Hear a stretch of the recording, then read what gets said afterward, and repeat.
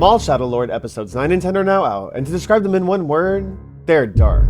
In this video, I'm going to break down my honest thoughts about the two, some key details that you might have missed, and my hopes and theories for Season 2. So let's get right into it. Episode 9 and Episode 10 are now out. Episode 9 is called Strange Allies, and Episode 10 is called The Dark Lord. Up until this point, the title was a mystery for us. It was actually called Finale in all the promos and all the posters for the show. If The Dark Lord was released back then, everyone would have known, okay, it's gotta be Vader or Palpatine, right? So before we get into the deep dive, I'm just gonna say this straight up. Episode 10, as a specific individual episode, in my opinion, was the best episode and piece of Star Wars animation that we've ever received, out of anything. And there was so much to appreciate within these two episodes, especially episode 10. But as we all know, the biggest reveal was Darth Vader.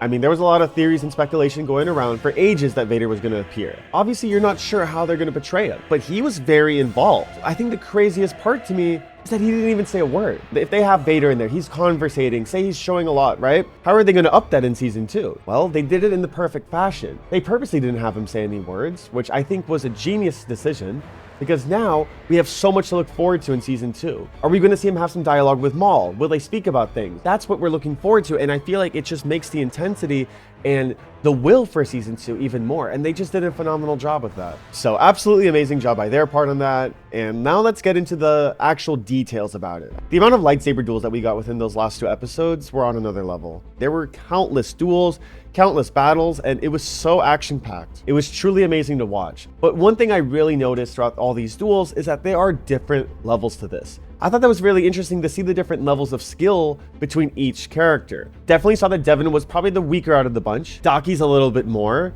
Maul's a little bit more, but they're nothing compared to Vader. Vader was toying with them half the fight, just going with one arm, just slashing them, pushing them aside, throwing objects at them. That was something really, really fascinating to watch, because this whole season we've been seeing Daki and Maul as like the top dogs. They're the most powerful, but they look like nothing compared to Vader. You'll notice when Vader fights, he's throwing objects left and right. He's force choking, force pulling, everything you can imagine.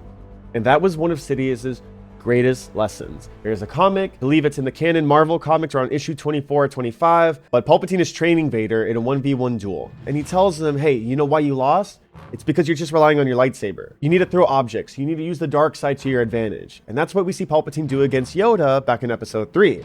You know, when he's throwing the Senate pods at him and everything. And now Vader is what, 1 year into his suit? So he's getting accustomed. He's still getting adjusted. You can see his motion and his swings at times were very stiff. He was still powerful, but he was awkward at times. And that's because he's still developing with his suit. Yes, he was very powerful, but they did showcase here and there that he is still a robot. He is very much like a machine. And then we get to see him grow over time. We saw just how insane he was in Kenobi. And I think Rogue One was really when he was at his peak. He was fluid. He was smooth with it. You know what I mean? I just think it was the best way to bring Vader in. And you know, he didn't appear right away. He didn't appear in episode 1 or 2, right? They waited for the Inquisitors to constantly fail and fail. And it was like, all right, now we need the top dog. I mean, him killing Daki was the push for Devin that she needed.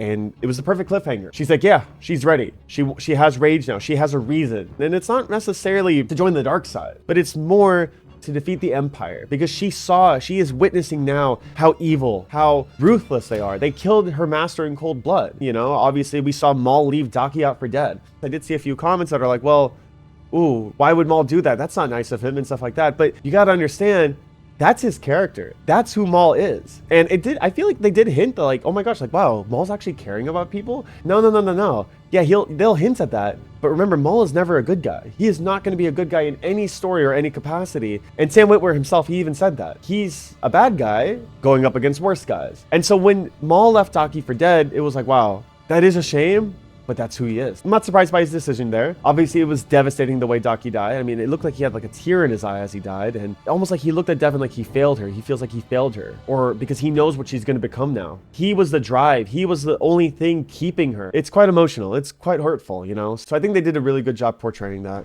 One thing that really shocked me over the last 2 episodes was just how many people died. You know, I do feel like in Star Wars projects, we don't get that all the time. I don't think Lawson's dead. In Star Wars, if you don't see a death on screen, there's still a chance. You know, he got shot, but he ran into the shadows, into the fog.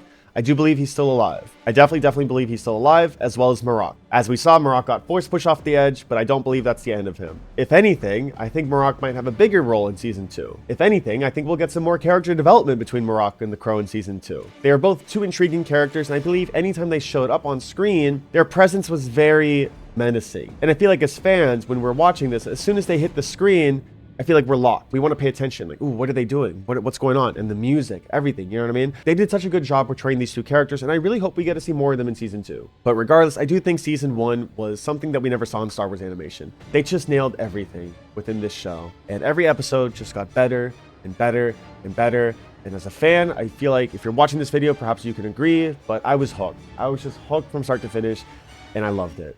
Now, as for Season 2, we did talk about a little bit of our predictions already, but there is a little bit more that I want to get into. I believe one of the biggest cliffhangers that we have here is the Crimson Dawn part of things, right? Obviously, we saw Dryden Voss, which was a great appearance. We do know that Maul becomes the leader of Crimson Dawn later. We saw that in Solo, which takes place 8 years after Maul Shadowlord. So in my opinion, I do believe Maul will kill this new Crimson Dawn leader, but I feel like he will take control. Clearly, he's lost everything. He's lost Rook. He lost all his soldiers. All he has now is what? Barrio, Two Boots, and Devin. That's it. In my opinion, Maul knows how powerful the Empire is. He stood no chance against Vader. Vader was toying with him. It was crazy. He couldn't compete against Vader.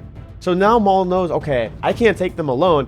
I need to get resources. Devin will be a good apprentice to me, but she's too young right now. I need to get as much resources as possible. How does he do that? Crimson Dawn, by organizing a crime syndicate. He wants to start up his new empire. I feel like now we're going to see the beginning of Crimson Dawn into this next season. Aside from that, I do believe Maul and Vader will have another confrontation in Season 2. This won't be the end between these two. I think we'll see Devin's skills grow a lot, and Maul and Devin will confront him one more time, just them two against him, but I think there will be more dialogue, of course. I personally believe that Maul knows that Anakin is under the mask. Maybe he doesn't realize it now. I do believe over time he will put two and two together.